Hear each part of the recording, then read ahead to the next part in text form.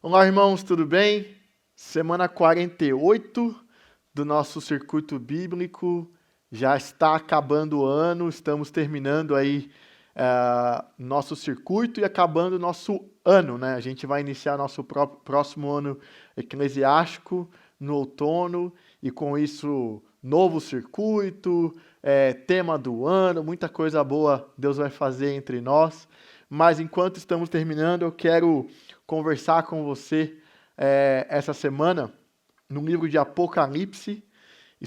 Terminamos o Evangelho de João, estamos em Apocalipse, o último livro da Bíblia, e te convido a ler comigo, a refletir comigo e aprender de Deus, aprender aquilo que Ele tem para nós nos trechos que vamos ler neste momento. Então, ora comigo, vamos pedir para que o Espírito Santo nos guie nesse papo, nos guie nessa conversa. Papai, nós nos rendemos diante da sua soberania agora, da sua grandeza, do seu poder e declaramos que só tu és o nosso Deus, Senhor, o nosso Rei, e nós te adoramos, Pai. Te adoramos, vivemos para te adorar e vivemos para agradar ao Senhor. Te pedimos para que o Senhor possa conduzir essa conversa. A tua palavra é viva, então eu te peço que a tua palavra possa rasgar o nosso interior e fazer aquilo que só o teu Espírito pode fazer, que é nos convencer do pecado e transformar a nossa vida. Nos ajuda, nos abençoa, nos guia, no nome de Jesus. Amém. Amém. Espero que você esteja bem. Então vamos lá. Apocalipse, a gente vai começar no capítulo 1, versículo 9. Mas antes da gente ler, só para vocês entenderem um pouco, quem escreveu o Apocalipse foi João, o mesmo que escreveu o Evangelho de João, o apóstolo João. E só para vocês entenderem um pouco o que estava acontecendo, a igreja do primeiro século enfrentou diversas dificuldades. A igreja do primeiro século foi extremamente perseguida. Na primeira metade do primeiro século, houveram perseguições, sim, porém foram pontuais. A partir da segunda metade, essas perseguições se intensificaram, ficaram mais intensas, muito mais a partir do imperador Nero. No ano de 54 depois de Cristo, Nero, com 17 anos, assume o poder do Império Romano. E ele era doido, ele era louco. Se vocês forem estudar a história, vocês vão ver as barbaridades, crueldades que ele fez. Para você ter uma ideia, no ano 64, né, ele queria renovar Roma, queria construir uma nova cidade. O que ele fez? Botou fogo na cidade, porque ele queria construir uma nova cidade. Então, ele coloca fogo na cidade, ele assiste, né, Roma pegar fogo, ele assiste Roma ser destruída como um espetáculo, e dos 14 bairros de Roma, 10 foram totalmente destruídos. E aí 4 ficaram em pé. E esses 4 que ficaram em pé eram bairros que tinham uma grande população de cristãos e judeus. E aí era tudo que ele precisava para culpabilizar os cristãos do incêndio. A partir daí, irmãos, começa então uma perseguição em massa dos cristãos em Roma. Os historiadores dizem que os cristãos eram queimados em praça pública e os corpos eram usados como tochas vivas. E é daí para pior. Os cristãos foram massacrados. No ano 70, Jerusalém é destruído, o templo de Jerusalém é destruído, e acontece a maior diáspora dos judeus. Nesse mesmo ano, não é mais Nero, o imperador Vespasiano, ele inaugura em Roma o Coliseu. E numa mesma noite, irmãos, mais de 10 mil cristãos foram mortos. E aí, em 86, o Domiciano, né, que ele foi chamado de segundo Nero por conta da crueldade, da maldade, ele é o responsável por deportar João para a ilha de Patmos. Ok? Então, perseguição, os cristãos, mesmo diante de tanta maldade, mesmo diante de tantas mortes, a igreja cristã não foi parada, não pararam a igreja cristã, mesmo diante de tantas atrocidades. Você vê a soberania de Deus, mesmo diante de tanta maldade, a maldade humana não parou a igreja. Isso é maravilhoso de ver, mesmo diante de tanta crueldade. Então, né, o imperador Domiciano, para poder parar ainda mais o evangelho, parar João, porque João era o último apóstolo vivo, né? Todos os outros apóstolos já tinham sido mortos, já morreram, ele é o último vivo. Ele então é deportado para a ilha de Patmos. E lá na ilha de Patmos, Deus dá a João uma visão, né? E aí, nessa visão que Deus dá, né, a João, Jesus manda ele escrever as coisas que ele está vendo. Então é isso daí, perseguição, João é deportado, João está na ilha de Patmos, e ali na ilha Deus dá uma visão, e é aí que a gente vai começar a ler. Então abre lá, Apocalipse 1, versículo 9, diz assim: Eu, João, irmão e companheiro de vocês no sofrimento, no reino e na perseverança em Jesus, estava na ilha de Patmos, por causa da palavra de Deus e do testemunho de Jesus. No dia do Senhor, achei-me no Espírito, e ouvi por trás de mim uma forte voz, como de trombeta, que dizia: Escreva num livro o que você vê, e envie estas 7 igrejas. Envie a estas 7 igrejas. Quais são? Éfeso, Esmirna, Pérgamo, Tiatira, Sardes, Filadélfia e Laodiceia. Voltei-me para ver quem falava comigo.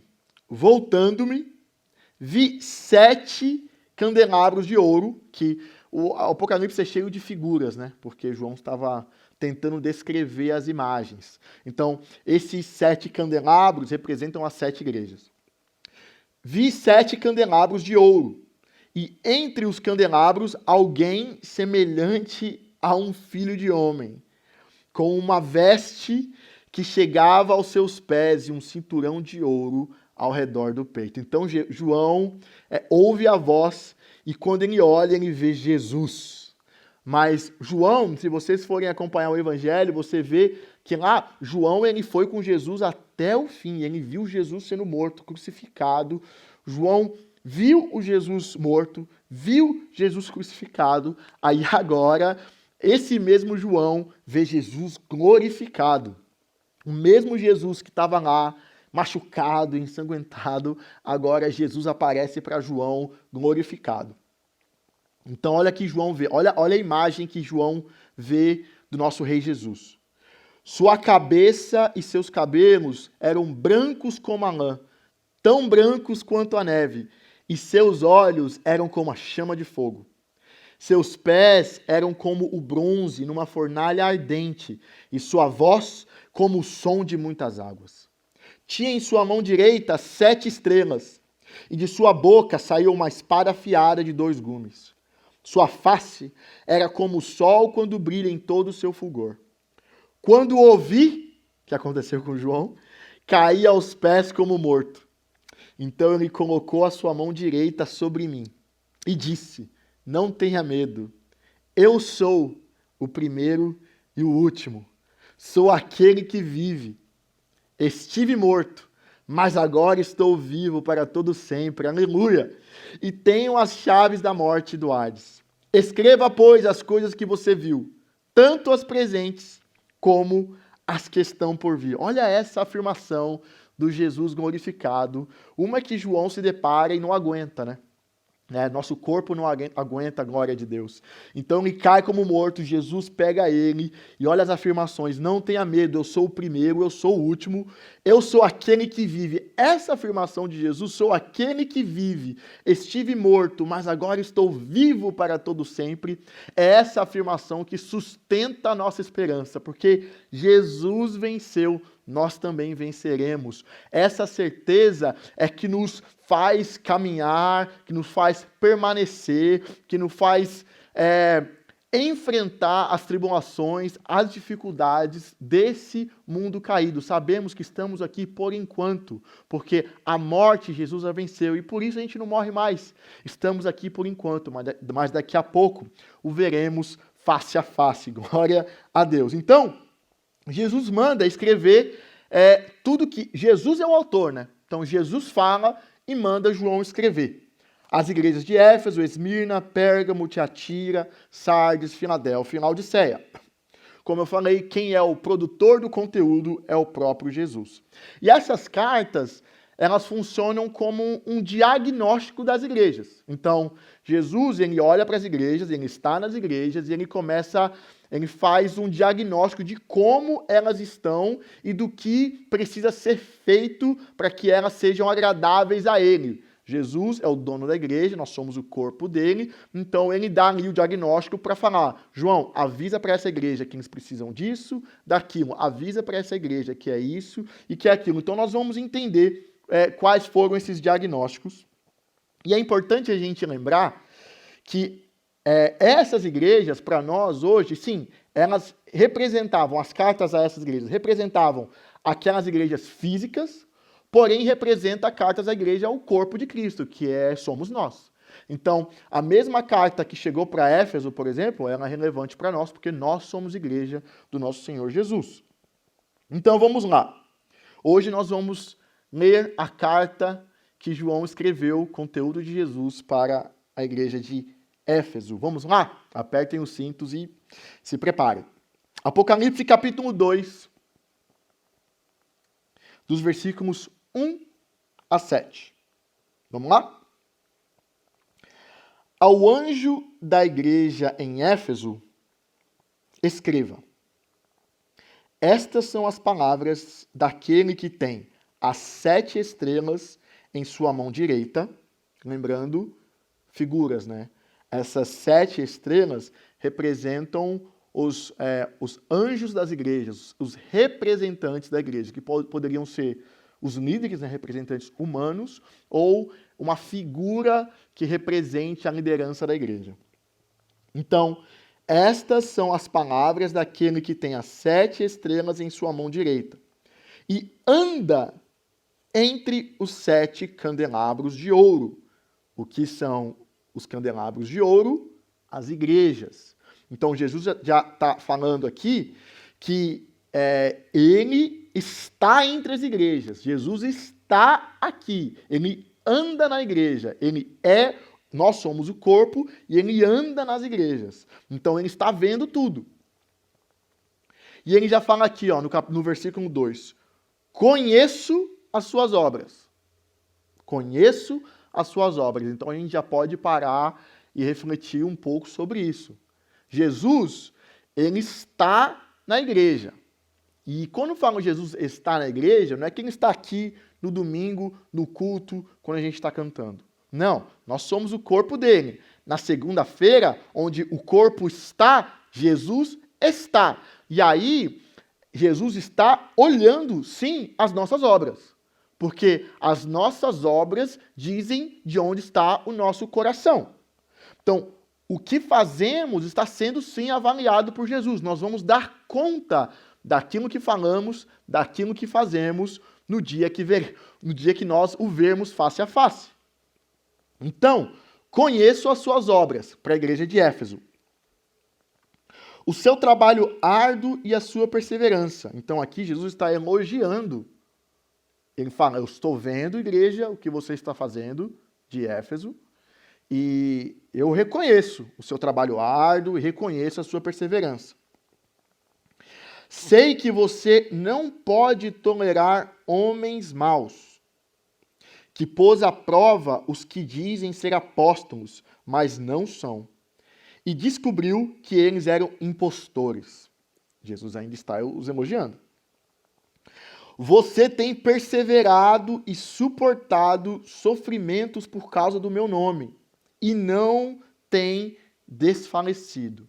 Então, aqui Jesus está elogiando o quê? Está elogiando o zelo da igreja relacionado ao ensino. Está falando que eu estou vendo o que vocês estão fazendo com os falsos profetas, vocês estão confrontando os falsos ensinamentos, vocês estão batendo de frente com a falsa doutrina. E aí, só que é o seguinte, a gente vai ver que isso não é suficiente. Então, defender a fé verbalmente, defender a doutrina verbalmente, brigas por conta de A ou B, opinião de A ou B, você defender a letra não é suficiente, mas a defesa das verdades bíblicas, sim, é necessário. Paulo recomenda em várias cartas dele você confrontar e debater os ensinos falsos. E para você debater os ensinos falsos, você precisa da palavra de Deus para poder confrontar os ensinos falsos. A palavra de Deus manda a gente testar a profecia, testar o profeta, testar os ensinos. Isso tudo é bom, mas não é suficiente. Vamos lá. Contra você, porém, tenho isto. Você abandonou o seu primeiro amor. Olha lá. Mesmo uma igreja inteligente, uma igreja com uma doutrina intacta, com uma doutrina, uma exposição bíblica maravilhosa, uma igreja com ensinamentos profundos, uma doutrina clara, embasada, é possível você ter tudo isso e não ter amor. Jesus está falando, gostei do que vocês estão fazendo, combateram os falsos mestres, os falsos profetas, legal, mas contra vocês eu tenho isso, vocês abandonaram o seu primeiro amor.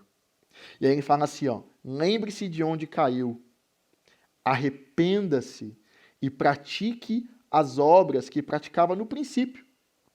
Se não se arrepender, virei a você e tirarei o seu candelabro do seu lugar. Então, aqui é importante dizer o que é esse primeiro amor. O amor a Ele, o amor a Deus. E o amor a Deus, ele é expresso no amor às pessoas. Então, se a gente entra numa briga de discutir doutrinas, mas não ama e cuida das pessoas, porque é possível, irmãos, a gente defender uma doutrina do ponto de vista egoísta. É possível eu, professor, que ensina, estar numa posição de autoridade e usar isso para massagear o meu ego. É possível a gente fazer coisas que têm a ver com a instituição e a religião, o nosso coração está longe de Deus. Isso é visível em várias igrejas. Você consegue ver isso pelos frutos, você conhece onde está o coração. Então, se a gente abandona o amor a Deus, que resulta no amor às pessoas, de nada vale. E aqui Jesus está falando, vocês precisam se arrepender. Arrependa-se e pratique as obras que praticava lá no princípio. E assim, Jesus está falando, se vocês não se arrependerem, se vocês continuarem vivendo essa religiosidade fria, sem o amor a mim, sem eu ser a prioridade do seu coração, virei a você e tirarei o seu candelabro do seu lugar. O que significa isso? É que se vocês continuarem praticando essas obras, significa que vocês não são igreja, porque o candelabro significa a igreja, corpo. Jesus tirar significa, se vocês continuarem pecando e continuarem nesse lugar, significa que vocês não serão uma igreja. Mas uma coisa, no versículo 6, vamos lá, seguindo. Mas há uma coisa a seu favor. Então, Jesus ainda valoriza algumas coisas que a igreja lá em Éfeso vinha fazendo. No versículo 6 diz assim, você odeia as práticas dos nicolaítas, como eu também as odeio. Que práticas eram essas? Era uma seita cristã herética. Então, eles se diziam cristãos, eles tentavam manipular os cristãos e eles eram idólatras. Então, dentro do contexto de igreja, eles tentavam puxar o povo para voltar à idolatria. Se vocês forem lembrar, a cidade de Éfeso era uma cidade extremamente idólatra. Se você vê lá, quando Paulo, na sua segunda viagem missionária, chega com Priscila e Áquila, depois ele volta, fica um tempo lá pregando e formando a igreja lá, você vê que os cristãos e os judeus que estavam se convertendo a Jesus queimavam os livros, queimavam todo aquele material que eles usavam para idolatria, para seitas. Então, era uma cidade grande, era uma cidade portuária, uma cidade movimentada, extremamente idólatra. Então, tinha dentro da igreja pessoas que estavam tentando manipular o povo com um falso ensino, com um falso evangelho, tentando trazer as pessoas para a idolatria, e que Deus odeia a idolatria e odeia a imoralidade sexual. Então, vamos lembrar disso. Deus não divide a glória dele com ninguém. O que você adora é o que te domina. Se você não é dominado por Deus, se você não ama a Deus, você ama outras coisas. Aquilo que você ama é o que você adora. E se o que você adora não é Deus, ele odeia o que você adora. Não pela coisa, mas pelo lugar que ocupa no seu coração. Porque Jesus quer ser rei, Jesus quer ser Senhor do seu coração. Ele não é só Salvador, ele é Senhor também. Ou ele tem tudo do seu coração, ou ele não tem nada do seu coração. Ele não divide a autoridade dele. E também, Deus é santo. Então, tudo que é imoral, tudo que é sujo, tudo que é podre, tudo que tem a ver com pecado, Deus abomina. E isso eles estavam fazendo bem. E assim, é para a gente pensar como eles viveram lá essas perseguições de dentro para fora. A igreja ela suportou muitas pressões e perseguições de fora para dentro. Olha a história. Olha como é que Deus sustentou a igreja. Mas uma das coisas mais difíceis para a igreja se manter de pé é quando a perseguição é de dentro para fora. Quando o diabo, ele, através de um líder, através de uma pessoa influente, começa a pregar um outro evangelho, começa a tirar a atenção do nosso Senhor Jesus e colocar a atenção das pessoas para outras coisas. Atenção na estrutura, atenção nos ministérios, e a gente coloca foco em tantas outras coisas que não é o Senhor Jesus, e isso vai minando a igreja e vai destruindo a igreja. Só que aí, lá no versículo 7, ele fala assim: aquele que tem ouvidos, ouça o que o Espírito diz às igrejas. Ok? Ao vencedor, tá? Por que vencedor? É importante a gente lembrar que estamos numa batalha. Estamos em batalha. Nossa batalha não é contra carne nem sangue. Nossa batalha é espiritual. E no campo espiritual, nós já temos a vitória. Quem venceu? Jesus. E porque ele venceu, nós também vencemos. O que então cabe a nós no campo de vista espiritual, sendo que a batalha já foi vencida? Nós precisamos permanecer. Olha o que o próprio João diz lá no seu evangelho. Palavras de Jesus. Permaneçam em mim, e eu permanecerei em vocês. Olha a condicional. Permaneçam em mim e eu permanecerei em vocês. João 15:10. Se vocês obedecerem aos meus mandamentos, se, condicional, permanecerão no meu amor.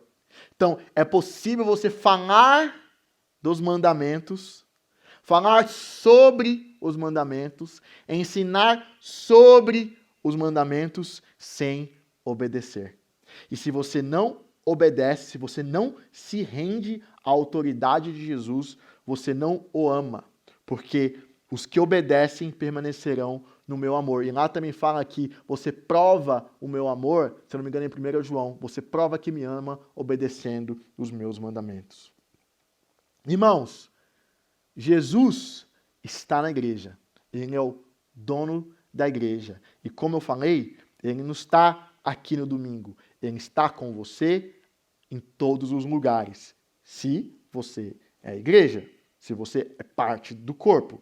E aí eu pergunto, o diagnóstico de Deus, do Cristo, de Jesus sobre a igreja de Éfeso teve coisas boas, mas as coisas boas não eram suficientes. E faltou o essencial, o amor.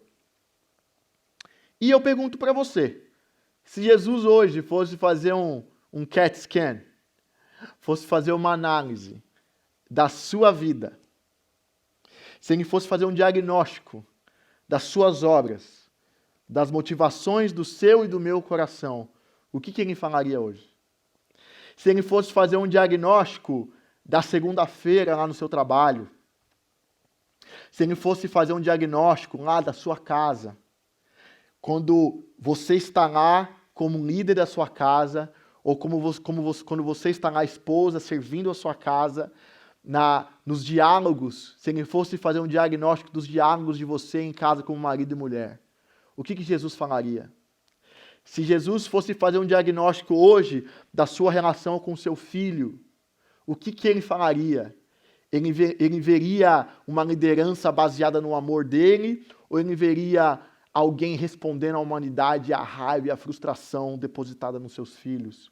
Filhos, se Jesus fosse fazer um diagnóstico ali, o que ele veria? Uma obediência e honra aos seus pais porque você decidiu obedecer a Deus? Ou veria um coração duro, rebelde e orgulhoso? Se Jesus fosse fazer um diagnóstico lá nas suas conversas do WhatsApp, lá nos posts, naqueles grupos, naqueles group chats, o que Jesus falaria? Naquele perfil falso que muitas vezes a gente cria para poder agir de forma que a gente realmente desejaria agir, só que sem que as pessoas nos vejam, mas o Criador do Universo está vendo. Minha pergunta para você, o que Jesus falaria? A igreja de Éfeso foi aprovada no ensino da doutrina, mas isso não era suficiente. Se a gente não amar a Deus, se não amarmos as pessoas, se não voltarmos à essência que é o amor, de nada vale. Então, pergunte ao Espírito Santo de Deus, não pergunta para mim não, pergunta para o Espírito Santo, ora aí a Deus. Peça para que ele faça um diagnóstico não só das suas obras, mas das motivações do seu coração. Jesus, no ministério dele, se você ver os diálogos e os ensinos dele, os fariseus não precisavam nem falar. Jesus olhava e quando Jesus olhava, ele já sabia do coração deles. Então Jesus está olhando para mim e para você hoje e o que ele está vendo no nosso coração. Só que não para aí. Então, ao vencedor, darei o direito de comer da árvore da vida, que está no paraíso de Deus. Aquela árvore lá do Éden, se vocês forem lembrar lá do Gênesis, tinha várias árvores, certo? Várias árvores compunham o jardim. Tinha a árvore do bem, do conhecimento do bem e do mal, e a árvore da vida. O homem comeu o fruto da árvore do conhecimento do bem e do mal, desobedeceu. É o homem que cedeu a sua própria vida. Com isso, o pecado e a morte entrou no mundo. Deus, então, expulsa a humanidade do Éden, porque imagina, se a gente tivesse conhecido dentro do pecado, e a gente comesse do fruto da árvore da vida, estaríamos eternamente na morte. Só que essa árvore da vida, agora, como aqui, ó, o vencedor, essa árvore da vida que foi proibida lá do Éden, ela reaparece aonde? Na Nova Jerusalém. Glória a Deus. E lá, vamos ver o que Jesus revela a João, lá no capítulo 22. Olha o que ele tem para dizer para a gente e mostrar para nós. No versículos de 1 a 3. Então, o anjo me mostrou o rio da água da vida, que, claro como cristal, fluía do trono de Deus e do Cordeiro. No meio da rua principal da cidade, de cada lado do rio, estava a árvore da vida, olha a árvore da vida, que dá 12 colheitas, dando fruto todos os meses. As folhas da árvore servem para a cura das nações. Já não haverá maldição nenhuma, glória a Deus. O trono de Deus e do Cordeiro estará na cidade, e os seus servos os servirão. Irmãos, logo em breve estaremos diante do nosso Rei Jesus, diante do trono de Deus na Nova Jerusalém. E lá na Nova Jerusalém, sim, nós vamos morar numa cidade. Às vezes as pessoas ficam achando que